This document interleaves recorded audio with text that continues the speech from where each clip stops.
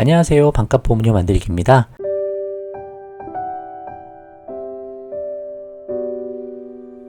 오늘은 4세대 실비, 착한 실비 2 예상 변경 내용에 대해서 설명해 보도록 하겠습니다.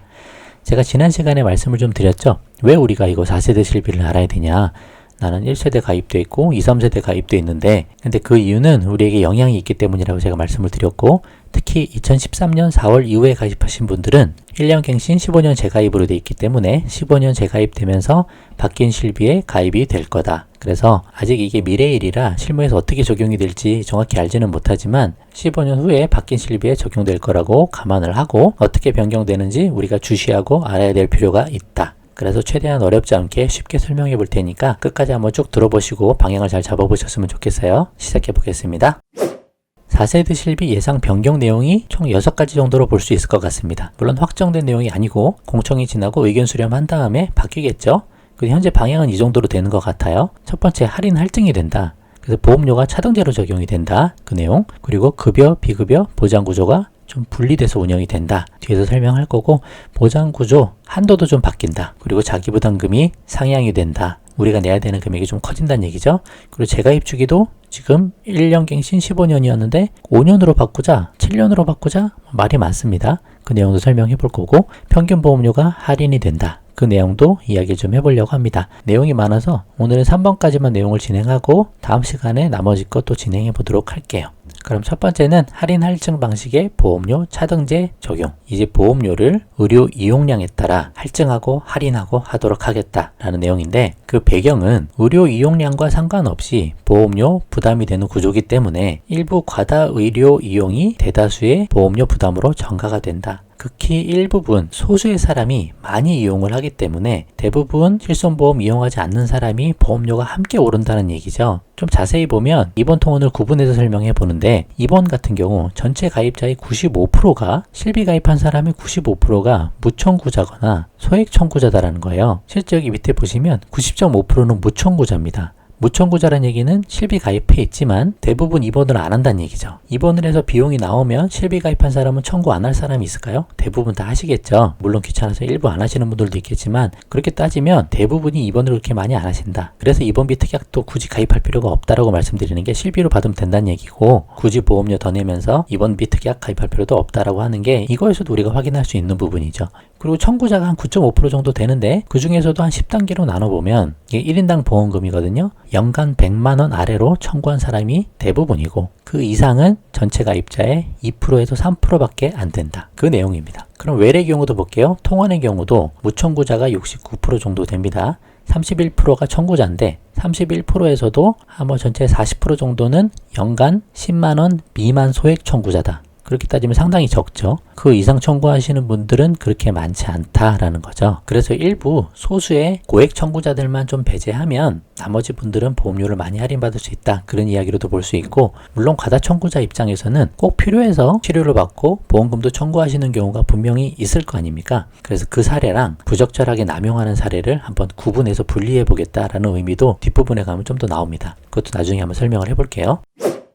이번 차트는 이제 개선안에 대해서 설명한 자료입니다. 할인 할증을 그럼 어떻게 할 건데? 라는 내용에서 보면 전체 실손 가입자의 연간 비급여 의료 일용량을 기준으로 할인 할증 단계를 구분하겠다.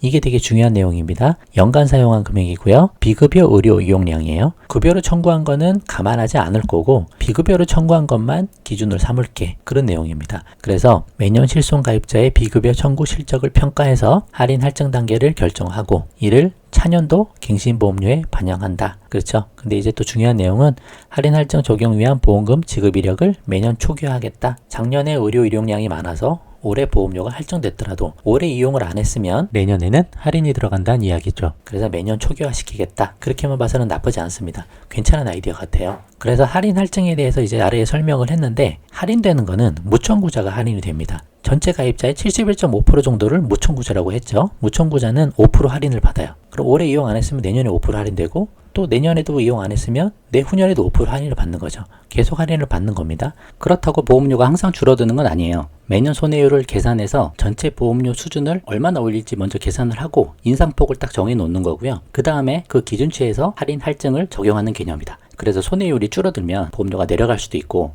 손해율이 커지면 보험료가 올라갈 수도 있다. 그래도 할인은 할인이니까요. 그리고 9단계, 5단계를 나눠서 할증을 7단계로 나누는 거, 그리고 할증을 3단계로 나누는 건데 이 두 가지가 무슨 차이가 있냐면 좀 많은 사람들이 조금씩 할증된다. 그렇게 보시면 되는 플랜이고, 오른쪽 플랜은 적은 사람, 되게 소수가 많이 할증되는 구조다 라고 보시면 될 것 같아요. 9단계에서 보시면 단계를 총 9단계로 나눠서 1단계는 무청구자니까 5% 할인 들어갑니다. 2단계는 한 11.4% 정도 되는데 이분들은 기준치 보험료에서 변동이 없으세요. 그 나머지 3단계부터 9단계까지 할증이 들어가는데 3단계에서는 5% 오르는 거고 4단계는 10% 오르는 거고 이제 9단계로 갈수록 적용률이 커지게 되는 거죠. 최고 단계에 해당되는 1.4%에 해당되는 사람이다 라고 봤을 때 보험료가 2배가 플러스 되니까 총 3배가 오르는 거겠죠. 10,000원이었으면 20,000원이 올라서 30,000원이 되는 구조. 그렇게 할증되는 게 왼쪽 9단계이시고요. 오른쪽 5단계 같은 경우는 총 실비 가입자의 2%만 할증이 됩니다. 71.5% 무청구자는 5% 할인되는 건 똑같고요. 청구자 중에서도 26.5%는 보험료 상승이 없습니다. 그리고 아주 작은 극소수 2%에 해당되시는 분들만 보험료가 2배 오르고 3배 오르고 4배까지 오르는 거예요. 5단계에 해당되시는 분들은 10,000원에서 30,000원이 추가가 되니까 40,000원까지 오르는 거죠. 총 4배까지 오르게 됩니다. 그렇지만 그렇더라도 그 해 비급의 이용량이 0원이면 내년에는 또 기준치에서 5%가 할인이 되는 거고요.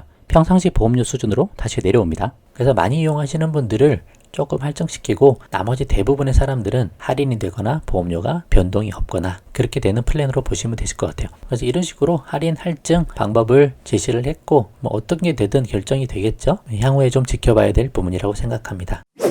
그럼 이 할증을 모든 사람에게 다 적용할 거냐? 그건 아니란 얘기고 모두에게 적용되는 할증은 지양한다. 실손 가입자의 의료 접근성이 지나치게 제한되지 않도록 차등제 적용 제외 대상자를 결정하겠다라는 내용이고 이것 때문에 보험료 할인받으려고 병원 안 갔다가 건강 상태가 더 악화되거나 의료 부담이 더 커질 수 있다. 그런 걸 막겠다는 얘기고요.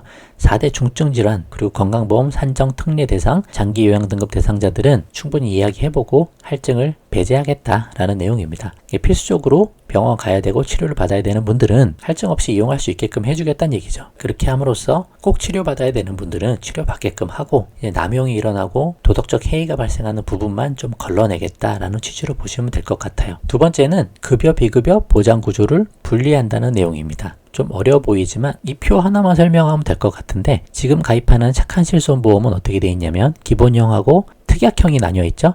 특약형은 3대 비급여 특약을 이렇게 3개로 분리했지 않습니까? 근데 기본형 안에 급여 비급여가 같이 들어있었거든요. 근데 그걸 어떻게 바꾸겠냐라고 하는 게 기본형에는 급여만 넣겠다라는 내용입니다. 그래서 특약형에는 비급여만 넣겠다. 급여, 비급여를 완전히 분리시켜 버리겠다. 그렇게 보시면 되고 기존에는 비급여가 기본형에도 들어있고 특약형에도 들어있었기 때문에 관리 차원, 보험료 적용 차원 약간 어려움이 있었다면 이제는 이렇게 바꿔가지고 비급여 이용 실적에 따라서 비급여만 보험료를 바꿀 수 있게끔 할인 할증을 할 수 있게끔 바꿔놓겠다는 얘기죠. 그래서 앞에 내용이랑 어떻게 보면 연동되는 거죠. 이런 식으로 운영을 해보겠다라는 내용입니다. 세 번째는 보장 구조와 한도가 조금씩 변경이 된다. 그런 내용인데 이 내용으로 보면 좀 복잡하시니까 나중에 필요하신 분은 보시고 이 페이지에 있는 내용을 한번 설명을 해볼게요. 현행은 입원하고 통원이 분리되어 있지 않습니까? 입통원을 이제 하나로 묶어버리겠다는 얘기예요. 그래서 아까 설명했듯이 주계약에 급여가 들어가고 특약에 비급여 이렇게 급여 비급여를 분리했잖아요. 근데 입원 통원을 묶어가지고 질병에 입통원 한도를 걸고 상해에 입통원 한도를 겁니다. 비급여도 급여랑 똑같고요. 그래서 질병금액 한도를 보면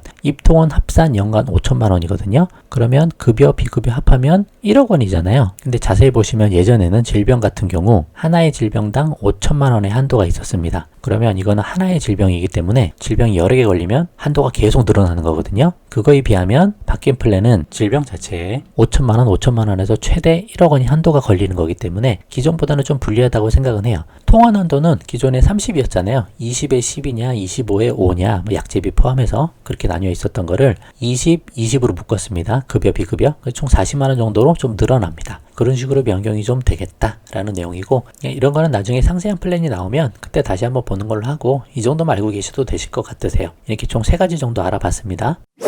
그래서 앞에서 보여드렸던 총 6가지 중에 한 3가지 정도만 오늘 다뤄봤고요. 나머지 3가지 자기부담금 상향, 재가입주기 단축, 평균 보험료 할인 이게 어떻게 보면 더 중요해 보이죠? 다음 시간에 한번 다뤄볼 테니까 다음 시간 영상도 꼭 봐주시길 바랄게요. 그럼 오늘 영상 여기까지만 하고요. 도움되셨으면 구독과 좋아요 부탁드리고 공유도 많이 부탁드립니다. 마칠게요. 감사합니다.